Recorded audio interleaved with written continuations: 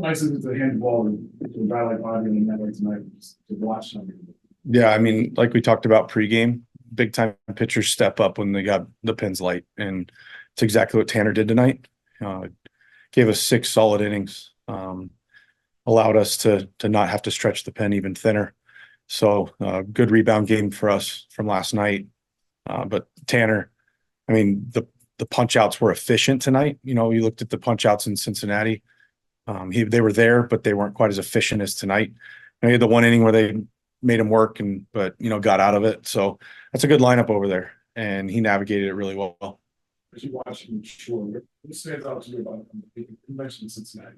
Most of the guys it's great.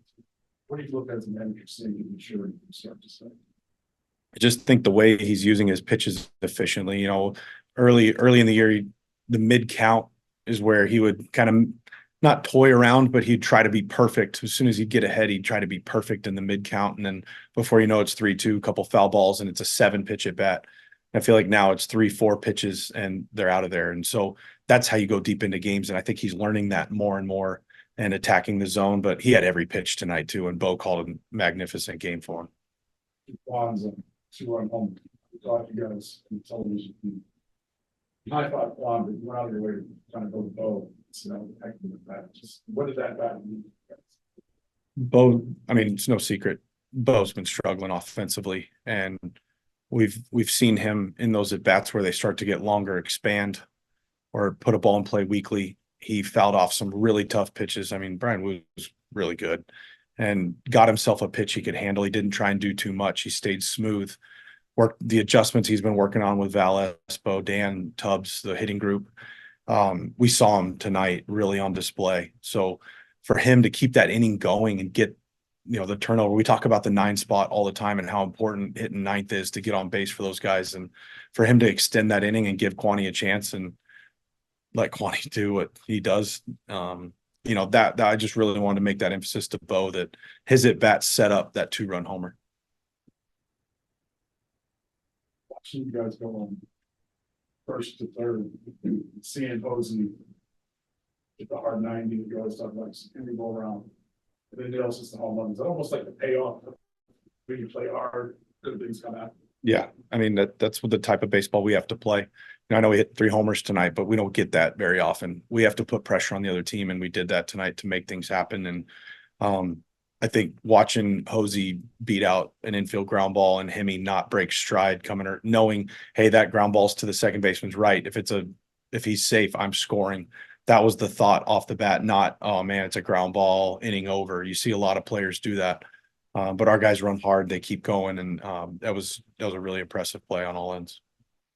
Talked about Juan last couple of years just being a pest for pitchers just because of how we can get on base, protect the strike zone. But what is adding the element of power, just that threat, do if you're the opposition? I mean, it makes him a complete hitter. It's tough to get him out because you have to throw it in the zone, and he doesn't swing and miss very often. So you got to make pitches against him, and he has the threat. If you do make a mistake, which that pitch wasn't a mistake, that was a really good pitch and we've seen him hit that pitch a couple of times now. But he's just becoming more and more a complete hitter when showing power that, he doesn't try to hit for power, but when it's in his damage zone, he's getting the barrel to it. What does it stand back to us? I don't think normal people realize how hard it is to do what he's doing. No, I mean, to be able to keep your hands in, to get the barrel there and keep it fair. A lot of guys can barrel that ball, but it's going to hook foul. But for him to keep that true, it's just a testament to the work he put in all off season, all spring training, and so far this year that he can get to that ball, keep it fair. I mean, that's not easy to do, especially with how close he is to the plate.